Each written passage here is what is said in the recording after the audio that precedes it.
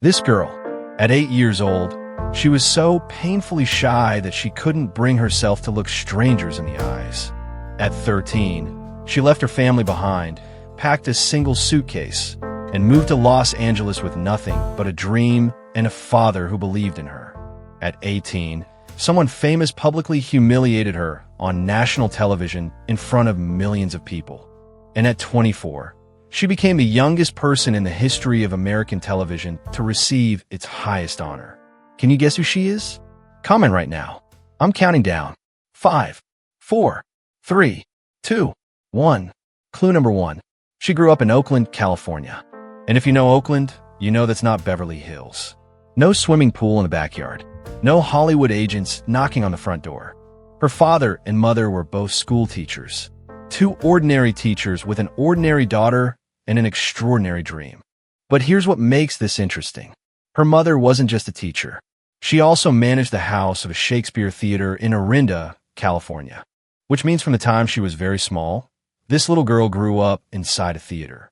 Not watching from the audience seats, but running around backstage, helping her mother arrange props.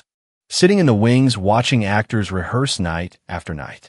And during those same years, she started dancing. Not ballet, not jazz. She trained in hula dancing at the Academy of Hawaiian Arts in Oakland and in hip-hop street dance with a crew called Future Shock Oakland. Nobody, absolutely nobody, in that neighborhood imagined that a little girl dancing hula and hip-hop on the streets of Oakland would one day stand on the red carpet at the Oscars. Have you guessed yet? Clue number 2. And this is the part almost nobody talks about. When she started to dream seriously about Hollywood, her father made a decision that not every parent could make. He took on multiple jobs at the same time, not because the family was struggling to survive, but because he needed money to take his daughter to auditions in Los Angeles. And to save every dollar he could, he didn't buy plane tickets. He drove. Oakland to Los Angeles is 700 miles, over 1,100 kilometers. Round trip, over 2,000 kilometers per journey. Not once, not twice, dozens of times. Picture that scene for a moment. A father and a little girl sitting in a car at 3 o'clock in the morning, driving through the dark to make a 9 o'clock audition in LA. The father says very little. The daughter watches the lights on the highway blur past the window. Both of them know that if she doesn't get chosen today, they will drive 1,100 kilometers home, and then do it all over again, and then again, and then again. She later admitted something honest about herself from that time. She said, "I wouldn't try anything. I always had this fear of failing and not doing so well." A girl with a deep fear of failure, making that drive over and over again.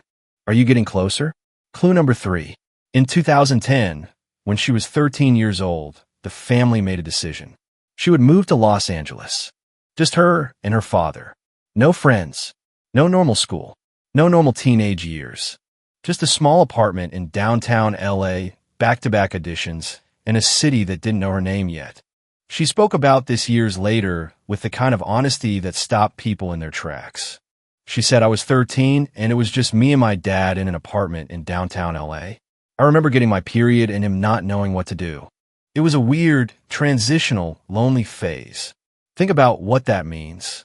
While kids her age were stressing about exams and having their first crushes and arguing with their mothers about curfew, she was sitting in audition rooms trying to convince adults she had never met that she deserved a chance. She never went to a regular high school. She was homeschooled, learning between rehearsals, between rejections, between long drives on the freeway. Years later, already famous, she quietly admitted, "I wish I had gone to school. I still think about what I missed." And here's your final clue. She made one more decision around that time. She dropped her last name entirely. Inspired by Cher. Inspired by Prince. Legends who needed only one name for the whole world to recognize them. She kept only her given name. One word. Enough for the world to remember. And she was right. 5, 4, 3, 2, 1. Zendaya. Born Zendaya Marie Stormer Coleman. A name that means to give thanks in the Shona language of Africa. And when you understand her journey, you understand why that name fits perfectly The little hula dancer from Oakland was cast in Disney Channel's Shake It Up in 2010 at just 13 years old. Her first major role. After dozens of rejections. After hundreds of hours of night drives with her father. After hundreds of audition rooms where she sat with her heart pounding and her hands slightly trembling because the fear of failure never fully left her. But Disney was only the beginning. And that beginning was about to be tested in a way she had never prepared for. February 2015. Zendaya, 18 years old, walked the Oscars red carpet in an all-white gown. Her hair was worn in natural locks, long and beautiful. She was proud of that hair. It was part of her culture, her identity, part of who she was. And then, on a popular fashion commentary show, a well-known host looked at a photo of Zendaya and said on live television, in front of millions of viewers, that Zendaya's hair probably smelled like patchouli oil and weed. About an 18-year-old girl, on the most important night of her young career. Within hours, the internet exploded. Everyone was watching to see how she would respond. Would she cry? Would she stay silent? Would she post something angry and regret it? Zendaya was 18 years old, and she sat down and she wrote. Not a short tweet, not a 15-second story, a long, measured, deeply calm Instagram post. She wrote that her locks came from her father, her brother, her best friend, and her young cousins. She wrote that saying her hair smelled like marijuana was not just an insult to her, but an insult to millions of people who wear their hair that way as part of their culture and their history. And she ended with a single sentence. She wrote, I don't usually feel the need to respond to negative things, but certain remarks cannot go unchecked. The host issued a public apology the very next day. But more importantly, that night, an 18-year-old girl showed all of Hollywood exactly who she was. Not a polite Disney actress who smiled and stayed quiet. Someone who knew herself, knew what she stood for, and was not afraid to say it out loud. Hollywood began to see her differently from that night forward. In 2019, Zendaya was offered the role of Rue Bennett in HBO's Euphoria.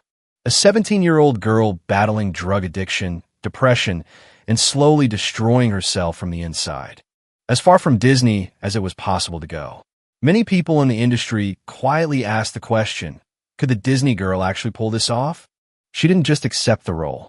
She co-produced the entire show. At 22 years old. And to prepare for Rue, she spent months meeting and listening to real people who had lived through addiction. Not to imitate them, but to understand what they actually felt. During the filming of one particularly difficult scene, she later recalled, I was scared to face it. I didn't want to see Rue like that, but my body didn't know it was acting. My heart didn't know it was pretending. And when the scene ended, I needed time to find my way back out of her. September 2020. The Emmy Awards. Zendaya watched from home because the pandemic had emptied every ceremony of its audience. When her name was called, she said she could not believe it. She said, I still can't believe it myself. It's pretty crazy. She was 24 years old. The youngest winner in the history of the Emmy Award for Outstanding Lead Actress in a Drama Series. Defeating Jennifer Aniston, Olivia Colman, Sandra Oh, Laura Linney. Names that the little girl from Oakland had once only dreamed of being mentioned alongside. In 2022, she won again, becoming the first Black woman to win that Emmy twice. Becoming the youngest person ever to win 2 Emmys in the leading acting categories in history. From the little girl too shy to look strangers in the eyes, to the woman that all of Hollywood looks up to. And here is what I want you to take from this story. Zendaya did not succeed because she was fearless. She succeeded in spite of her fear, in spite of the fear of failure, in spite of the loneliness at 13, in spite of being publicly humiliated at 18, in spite of the pressure of being a Black woman in a Hollywood that was not yet fully ready for her. She once said something that I think is the most honest sentence ever spoken about her own life. She said, the thing I struggle with most is being so afraid of making a mistake, because I know I'm not given the same room to make mistakes as others. That is not a complaint. That is a truth spoken by someone who understood exactly where she stood and chose to keep going anyway, every single day, regardless of the weight. Did you guess right? Drop a check mark in the comments if you had her from the beginning, or an X if she surprised you. Now I want to leave you with one question. If Zendaya's father hadn't driven 1,100 kilometers every single week for a daughter who was afraid of failing, would the world have ever known her name? Leave your answer below. I read every single one.